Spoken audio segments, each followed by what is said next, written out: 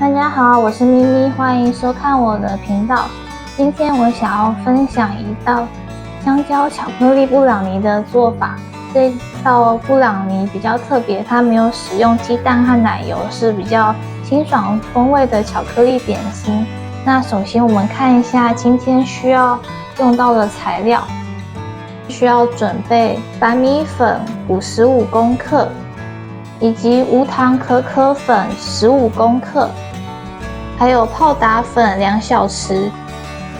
我们先把可可粉和泡打粉过筛到白米粉里面，过筛完成之后混合均匀。那混匀之后先放到一旁备用。今天布朗尼最主要的原料是这个，我准备的是55%的调温巧克力。那我们巧克力的部分总共需要60公克，另外还有一个重要材料是香蕉，我们需要准备已经熟透的香蕉，需要60公克。另外我们还需要白砂糖，总共30公克，以及提味用的盐1小匙，直接加到砂糖里面。没有味道的植物油需要30公克。我们需要把香蕉切小块，然后捣成泥状。称60公克的香蕉。这一步大家可以使用压泥器、电动打蛋器或是植物调理机，任何你方便的方式都可以。要把香蕉打成很细碎、没有颗粒的泥状。在布朗尼里面加香蕉泥会有一点发酵的酒香味，它也可以取代鸡蛋，增加布朗尼的粘性。大致捣碎之后，再用汤匙检查一下有没有大的颗粒。如果有比较大的颗粒的话，空烤完之后会有一点结糖的硬块的感觉。下一步我们要来隔水加热巧克力，取一杯热开水倒进一个稍微大一点的盆里，然后把刚刚装巧克力的碗放进去，可以尽量的把巧克力摊平，帮助受热均匀。通常制作这一类以巧克力为主体的点心，我会使用添加物比较少、品质也比较高的调温巧克力。今天我是选用比利时的嘉利堡55%调温巧克力，是属于比较甜的巧克力。材料香蕉的部分也是有甜味的，所以我的砂糖可以加的比较少，因为我比较不喜欢那种砂糖味太重、死甜一点的布朗尼。所以我今天把甜味分散成巧克力、香蕉和砂糖3个来源，想要制作比较温润的口感。冬天比较凉，如果觉得巧克力融化的速度有点慢，可以检查一下是不是水变凉了。变凉的话，可以再换一次新的热水。用刮刀检查一下。等巧克力完全的融化都没有颗粒状，我们就可以加接下来的材料。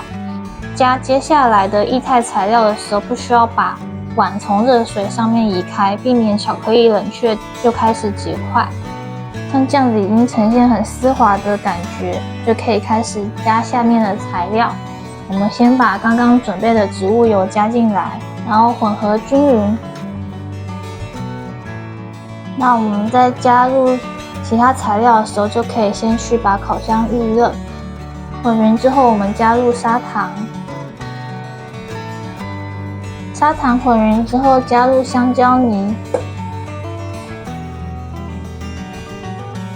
然后把刚刚准备好的粉类加入，先加一半。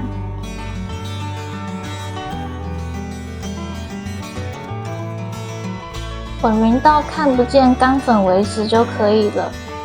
混好的面团非常的浓稠，接着我们填入模具。今天我准备的是11公分的圆形金属模具，那上面的话建议可以铺一层烘焙纸，等一下会比较好拿起来。你也可以用方形的模具或是耐热玻璃烤盘都可以，准备你方便的模具就可以了。填入模具后，尽量的把面团给摊平。我这边还准备了一些耐热的水滴状巧克力，可以撒在上面当装饰，可以吃到多层次的巧克力的口感。或是你也可以准备核桃和其他你喜欢的坚果。都完成之后，今天我们要以170度烤大约30到40分钟。那现在蛋糕放凉出炉了，可以来试吃。这个巧克力布朗尼的食谱它也是全素的，没有加蛋、奶油、牛奶等材料，吃起来和一般的布朗尼的口感并不会相差非常多，是一款很容易上手的无麸质低素食点心。那大家可以看到它中间是呈现有一点膏状，表面是有一层酥脆一点的外壳，看起来很浓郁的巧克力感。不管是放凉还是加热，这款巧克力布朗尼都很好吃，上层的巧克力豆增加了层次感，做法也非常的简单。需要注意的地方是烤的温度记得不要过高或过久，避免巧克力烤久之后会产生苦味。还有香蕉也要尽可能的捣碎，因为香蕉的含糖量较高，避免烤完之后里面会有铁筋的硬块产生。如果你也喜欢这道无麸质甜点，欢迎一起来试做看看。如果想观看更多无麸质点心的制作片，欢迎点击我的头像观看更多的内容。我们下一期见，拜拜。